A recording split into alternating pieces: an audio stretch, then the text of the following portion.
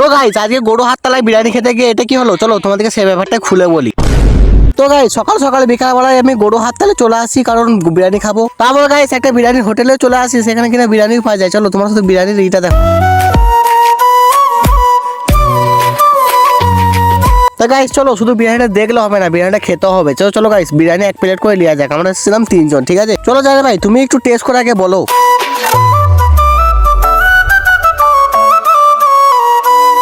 তা ঠিক আছে গাইস, চলো এরপর আমি একটু বিরিয়ানিটা টেস্ট করে দেখি। বিরিয়ানিটা সেই টেস্ট, ওয়াও। তা ঠিক আছে গাইস, চলো এরপর গরু হাটটা একটু ঘুরে দেখা যাক। তা গাইস কিছুক্ষণ ঘোরাঘুরি করার পর ফাইনালি এরপর আমরা ঘর চলে যাচ্ছি, একবার সবজি হাটেও ঢুকতে হবে। তা চলো।